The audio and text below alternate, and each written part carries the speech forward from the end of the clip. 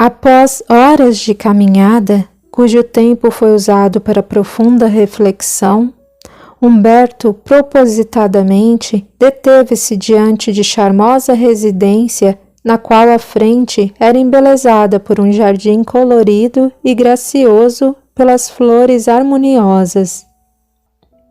Entrando na casa, logo foi recebido por sua mãe, que sorriu ao vê-lo. "Filho, pensava em você." Abraçaram-se e a senhora de cabelos grisalhos, com o coque preso na nuca, conduziu-o vagarosamente para que se sentasse. "Que notícias me traz, Humberto? Não o vejo desde que foi para a crosta acompanhar o nascimento de seu pai." Sorrindo, ele avisou: "Sua bisneta, Sara, está bem. Recebeu com imensa felicidade o filho que nasceu." "Seu pai, meu querido Leopoldo." "Por que a senhora não quis acompanhar o retorno dele, mãe?" "Teve permissão." "Em pensar a que ele se propôs, para não ter tanta cobrança na consciência que o deixava desesperado." "Ah, não, já é muita emoção acompanhar tudo à distância. Tenho pensado muito a respeito. Preciso me preparar bastante, pois cerca de 3 anos será a minha vez de retornar para daí a alguns anos me encontrar com ele." Poucos anos antes de desencarnar, por consequência do meu repentino desencarne na última experiência terrena, o pai se entregou ao vício do álcool e não o venceu, antecipando seu retorno ao plano espiritual pelas deficiências causadas em seu organismo pela bebida. Quando se desencarna, leva-se junto os vícios, os efeitos que eles causam e muito sofrimento, sendo necessária a experiência de vencê-los e encarar os seus resultados. O silêncio reinou absoluto por longos minutos, e observando-o melhor, a senhora perguntou, bondosa: "Humberto, o que você tem, filho?" "Alguns pensamentos inquietantes. Não quero incomodá-la com isso, mãe." "E quando foi que você me incomodou?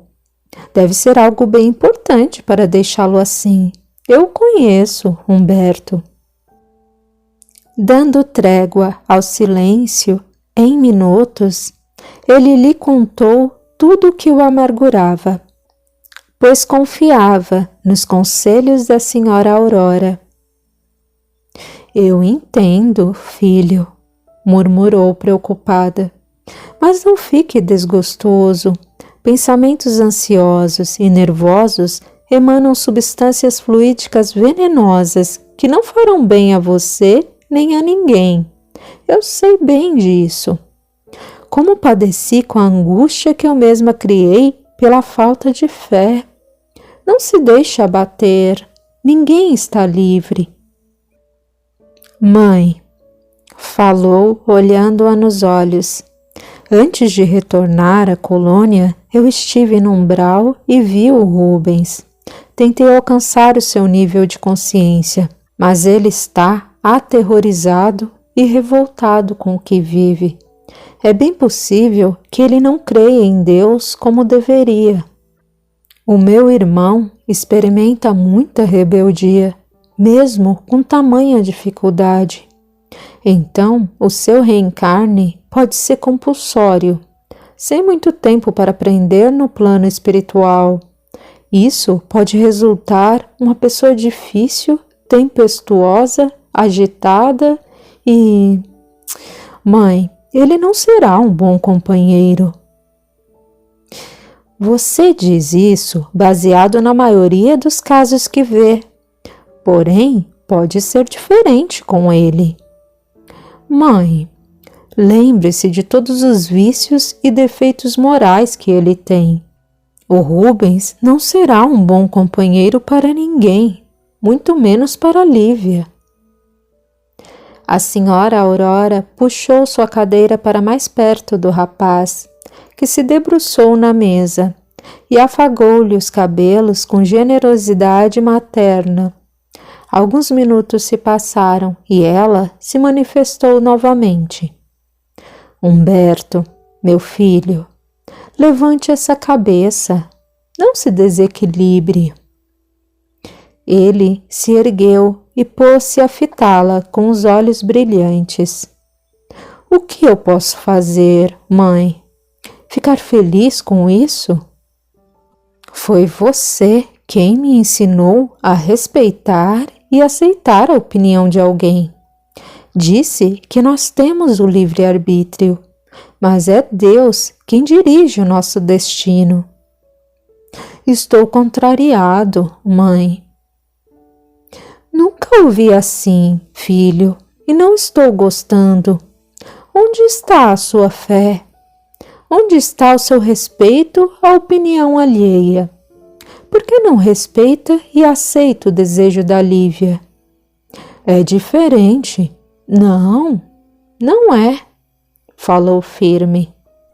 Tocando-lhe o ombro para fazê-lo encará-la, Dona Aurora argumentou.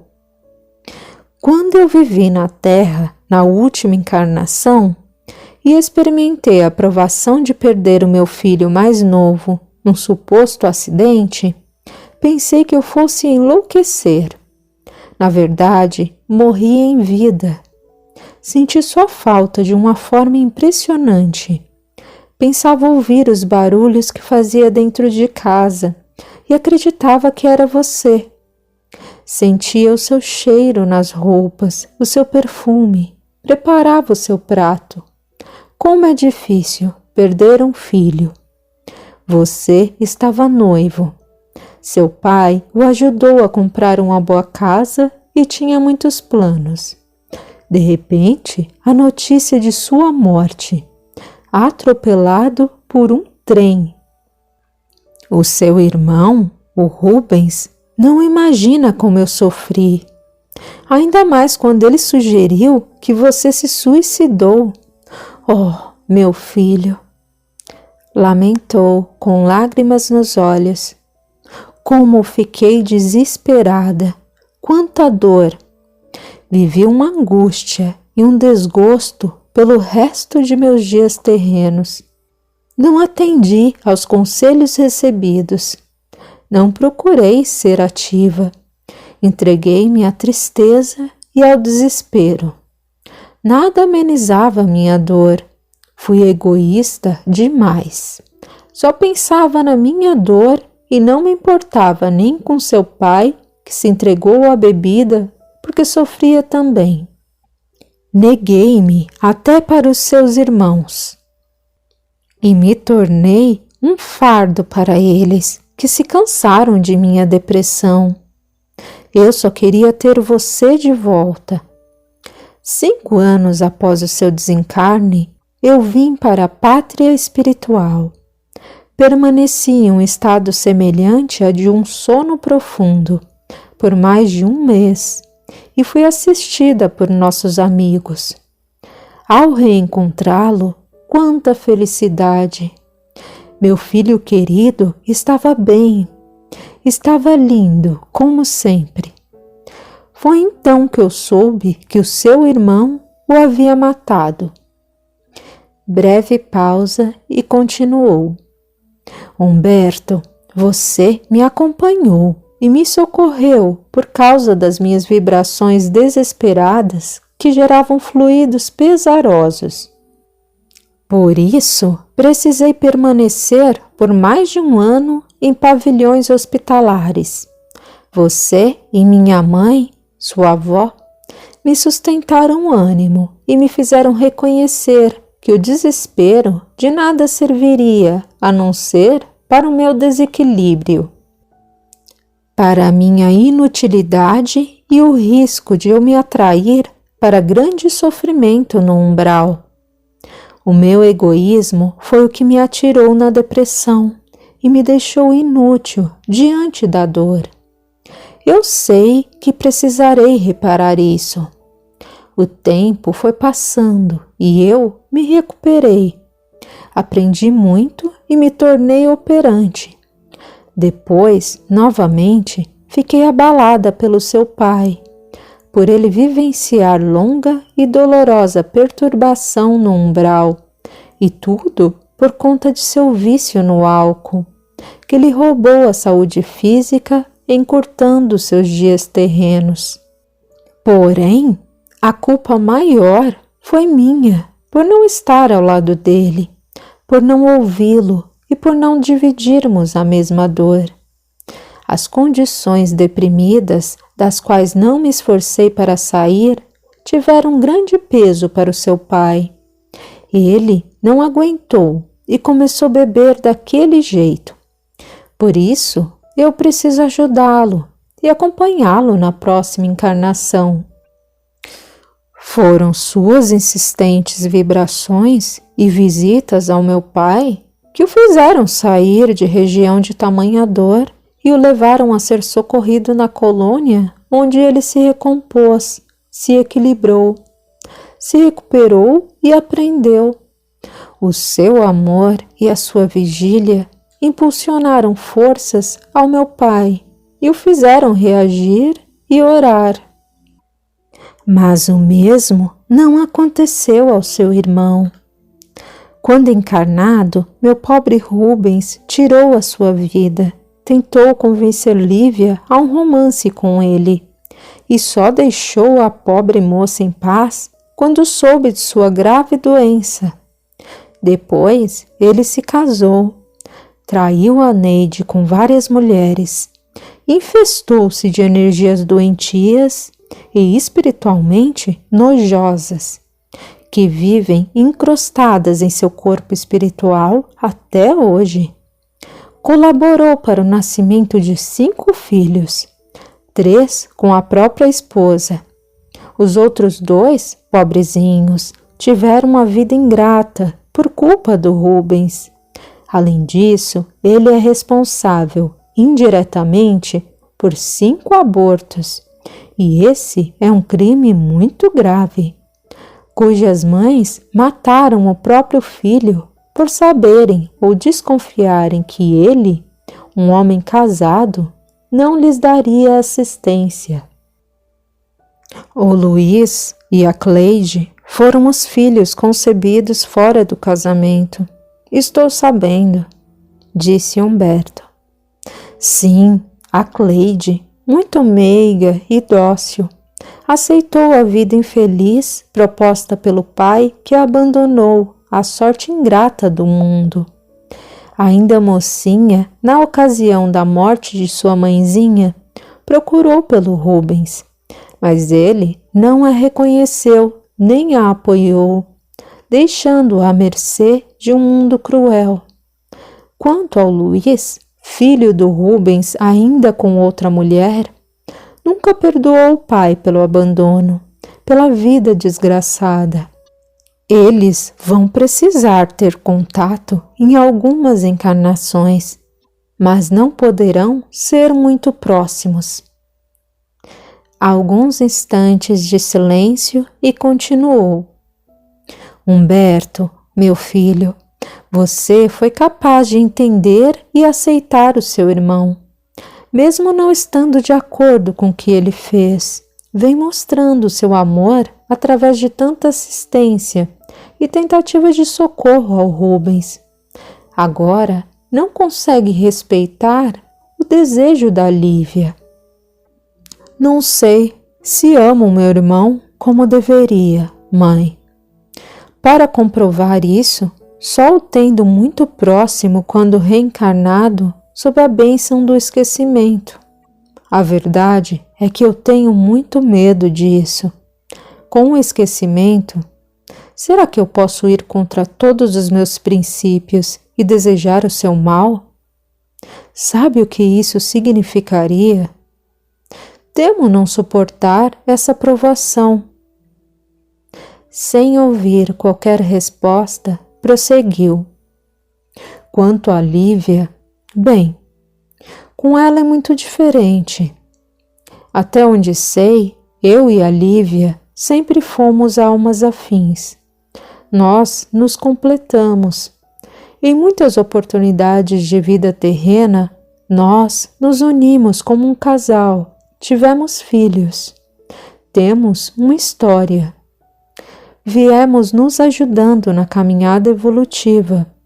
Eu a amo muito, de todo o meu coração, de todo o eu, espírito. Amo-a muito. É como se ela fosse metade do meu ser. Veja, se por determinada razão evolutiva ou de harmonização precisasse se unir a outro, é lógico que eu aceitaria, entenderia e a ajudaria, como já aconteceu.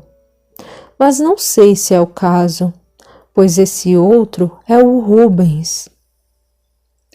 Alguns instantes e comentou: vivemos um sentimento puro, uma vida salutar, e temos planos elevados com os quais auxiliaremos muitos. No entanto, agora, ela quer se unir a ele e receber criaturas conhecidas e amigas dentro da nossa compreensão evolutiva, mas não deles, e com as quais a Lívia não tem débitos ou obrigações. Num passado remoto, a Irene já foi filha de Lívia. Sim, mãe, eu sei, mas... Acho que sei, porque a Lívia quer fazer isso. Por quê? Explique-me, por favor. Aqui, no plano espiritual, sabemos que não é tão difícil quanto na vida terrena trabalharmos algo que nos faça declinar. Quando vocês estavam noivos e de casamento marcado, a Lívia, que sempre foi muito bonita e elegante, precisava se sentir mais confiante, mais segura. Por isso, aceitava os olhares, os elogios e os cortejos do Rubens. Ela não sabia que com essa atitude incentivava-o a uma postura e comportamento errado. Por causa disso, ele teve esperança de conquistar a noiva do irmão. A Lívia deveria tê-lo colocado em seu devido lugar, adverti-lo e não ter se calado e trocado olhares e sorrisos. Esse comportamento alimentou o desequilíbrio do Rubens, que decidiu matá-lo para ficar com ela. Ele tinha muita inveja de você e ninguém sabia disso. Quando estamos encarnados, filho, acreditamos que nossos pensamentos, bem como as coisas mais sigilosas que fazemos, nunca serão descobertos por alguém. Quanto engano! Ao chegar ao plano espiritual, Lívia deparou-se com você, que sabia exatamente de tudo. Apesar de amá-lo, de adorá-lo, ela admitiu, de certa forma, aceitou os cortejos do futuro cunhado, pensando que jamais seria descoberta, que seria algo inocente e sem consequências. Estava enganada. Isso a atormenta desde quando você desencarnou. Desde aquela época, o seu inconsciente a culpava e foi por isso que adoeceu. Agora, essa situação do passado a tortura a ponto de querer reparar, porque os seus atos custaram a interrupção de suas vidas terrenas. Era bem possível que o Rubens tentasse algo contra mim, mesmo sem o incentivo de Lívia, pois trazia sentimentos do passado e era isso que ele precisava harmonizar, e não o fez. Sim, eu sei. Em tempos remotos, também por inveja de você, o Rubens fez de sua vida um inferno. Roubou-lhe a esposa e lhe tirou a paz. Nessa época, você era casado com a Irene, que não resistiu às más tendências e o traiu. O abandonou jovem e com os 2 filhinhos pequenos, o Flávio e a Neide. Os netos que eu não quis te ajudar a cuidar naquela época, porque eu não fiz gosto ao seu casamento com a Irene. Vivi uma experiência extremamente difícil e infeliz. Quantas vezes pensei em acabar com tudo? Nossa! Só não o fez porque a Lívia, em espírito, esteve com você dia e noite, ininterruptamente sustentando-o com todo o seu amor, dando-lhe forças para resistir a tão dura provação. A possibilidade de ver Lívia vivendo ao lado do Rubens me atormenta. Não deixe que isso aconteça, Humberto. Sabe qual será o resultado? Estou pensando em ir falar com o Sérgio ou com o Diogo. Eles sempre foram meus amigos e vão saber como me aconselhar. Faça isso, filho, incentivou animada. Alguns segundos e Humberto ofereceu leve sorriso, segurando as mãos dela entre as suas e as beijou, agradecido. Obrigado, mãe. Como é valoroso ter quem nos ouça, oriente e estimule ao que é certo. Conte comigo, filho. Faço tudo por você. Obrigado. Levantando-se, decidiu. Agora preciso ir. Após abraçá-la com ternura, beijou-a e se foi. Retornando à sua casa, Humberto recolheu-se a um pequeno aposento cujas paredes eram literalmente forradas de livros. Acomodou-se atrás da escrivaninha de aparência antiga, que além dos objetos necessários ao estudo, era decorada por gracioso vaso com flores. Apoiou os cotovelos, sustentou a fronte com as mãos e permaneceu ali, quieto e em prece, por longo tempo. Suave batida à porta o chamou ao momento presente. Erguendo o rosto, ajeitou-se e permitiu. Entre. Com licença, meu irmão. Pediu uma mulher, aparentando meia-idade. Cabelos levemente grisalhos emolduravam agradavelmente seu rosto simpático e sorridente. Seu nome era Júlia. Havia sido filho de Dona Aurora e irmã de Humberto, da última encarnação. Esboçando generoso sorriso, ele pediu: Entre, Júlia. Por favor, minha irmã. Eu queria mesmo conversar com você. Delicadamente, ela fechou a porta, garantindo privacidade. Puxou uma cadeira, sentou-se frente a ele e perguntou: Não vai fazer a refeição conosco? Não, respondeu com simplicidade. Em seguida, considerou em tom brando para ensiná-la. Creio que já deve saber sobre a decisão de Lívia.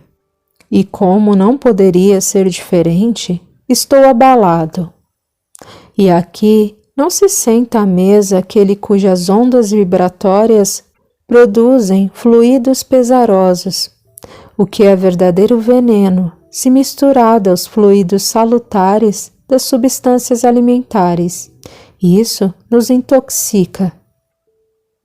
Nesta colônia, sei da existência de residentes que, por não precisarem, se isentam quase por completo das substâncias alimentares, mas nunca totalmente e jamais das nutrições espirituais. Sorriu. Aprendi também que os tarefeiros do Ministério do Auxílio não podem, sobremaneira, dispensar a nutrição de concentrados fluídicos apresentados como caldos, frutas e sucos. E você, Humberto, como considerável prestador de serviço no auxílio, despende imensa quantidade de energia e necessita repô-las. O amor é o verdadeiro alimento do espírito. Sorriu generoso. Sem dúvida. Contudo, você possui um perispírito e esse corpo espiritual precisa de forças compatíveis a esse plano. Se não deve se unir aos demais para se alimentar, permita-me trazer a sua refeição aqui. Sustentando o sorriso agradável, ele disse: o conhecimento está deixando-a mais esperta, Júlia. Tempos atrás, você não era assim. Humberto, falou com doçura, você chegou há pouco da tarefa árdua. Alimente-se para não esgotar as energias. Ou eu vou contar para nossa mãe. Ele riu gostoso e respondeu: depois. Com expressiva preocupação, que tentava disfarçar, o irmão comentou após alguns minutos: a Lívia deve ter comentado contigo sobre a decisão dela. Sim, comentou.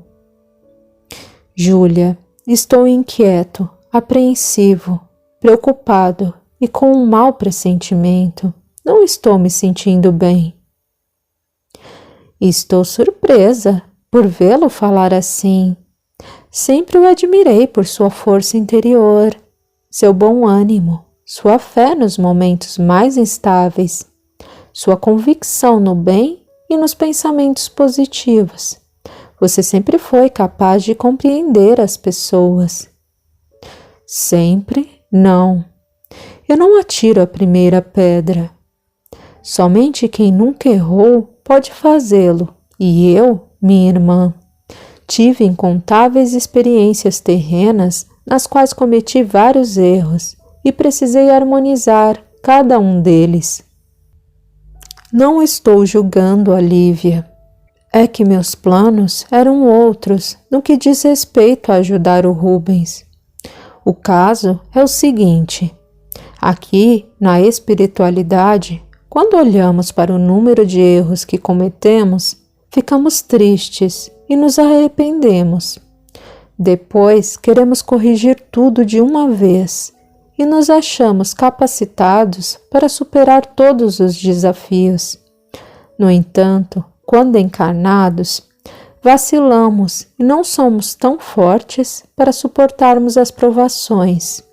Acredito que esse é o caso de Lívia. Humberto, eu sei o quanto a atividade mental do encarnado muda quando seus propósitos são dominados pela falta de perdão, pelos vícios morais e não pelos desejos evolutivos. Todos nós somos vítimas e herdeiros de nós mesmos.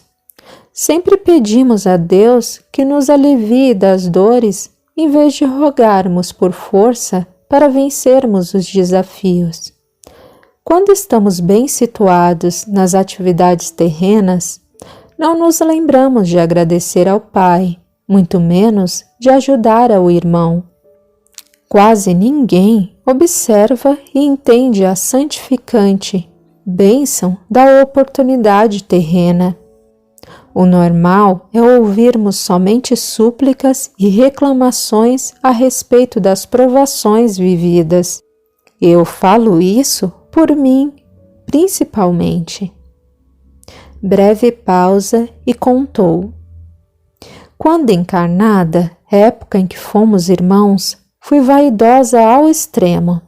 Só pensava em ver e ressaltar a beleza física, disputar tarefas empresariais mais apropriadas ao espírito masculino e dava pouca importância para o próximo mais próximo. Sabe, senti sua falta quando desencarnou no suposto acidente de atropelamento de trem.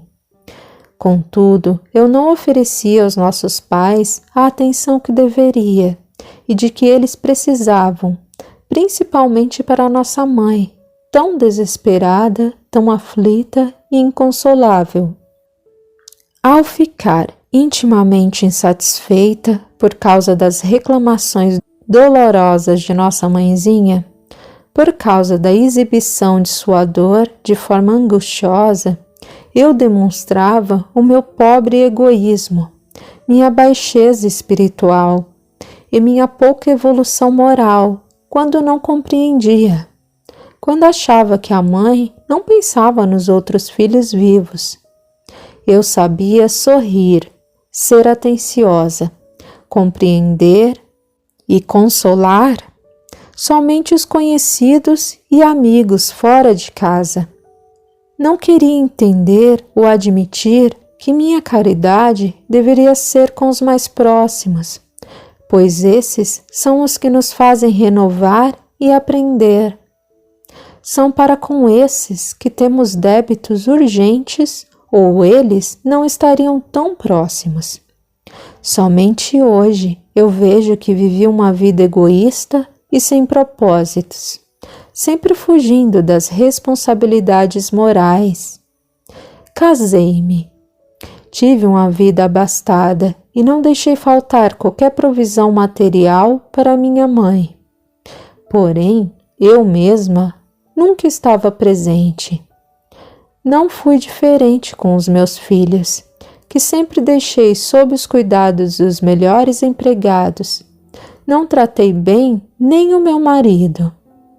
Depois do falecimento de nossa mãe, gozei o resto da juventude e a chegada da maturidade com falsa alegria, até meu marido acreditar que precisava ter ao lado uma mulher tão esperta e bela quanto eu havia sido. Aos poucos, fiquei limitada ao lar. Os filhos também foram me esquecendo e eu não tinha qualquer atribuição que me satisfizesse. Doenças foram me consumindo. Os melhores médicos e enfermeiros foram pagos para ficarem ao meu lado, mas pouco eu via meu marido e meus filhos. Todo aquele tempo presa ao leito me fez refletir muito. Eu não desejo isso a ninguém. Quanto arrependimento quando se está sobre uma cama sofrendo. Eu desejava mudar tudo, mas não podia. Desencarnei. Permaneci longos anos em estado de perturbação. Esse umbral da consciência é tão terrível que somente as preces ensinadas por nossa mãe me aliviavam a mente e eu encontrava fé. A fé de sair daquelas condições. Depois de tanto orar, eu entrei em uma faixa vibratória onde consegui ver você, que muito ficou ao meu lado, utilizando as preces que a nossa mãezinha nos ensinou para fazer elevar os pensamentos. Lágrimas rolaram na face de Júlia e sua voz embargou ao dizer: eu, que nunca havia feito uma oração verdadeiramente sentida por você, nem em vida, nem após a sua partida. O que fiz a você foram preces decoradas, palavras repetidas sem a menor atenção, sem sentimento. Você me trouxe para essa colônia e para junto de nossa mãe. Depois de me recuperar em pavilhões hospitalares e regeneradores, trouxe-me para sua casa sob os seus cuidados, os de nossa mãe e a atenção carinhosa de Lívia. Eu estava triste, arrependida por tudo o que não fiz, pela oportunidade de vida desperdiçada.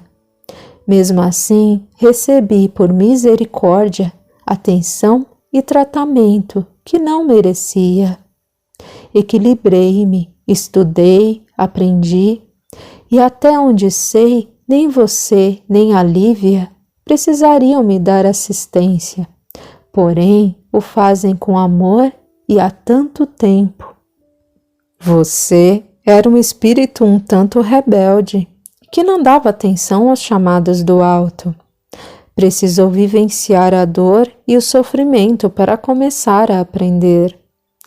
Por vê-la disposta e verdadeiramente animada a reparar o que fez de errado, decidimos lhe oferecer a oportunidade do convívio para que aprendesse mais rápido.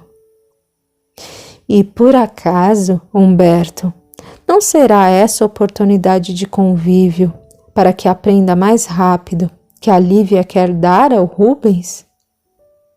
Ele a fitou de modo indefinido, mas sem dizer nada. Em seguida, fugiu-lhe ao olhar. Júlia sorriu generosa, levantou-se e avisou: Vou buscar a sua refeição.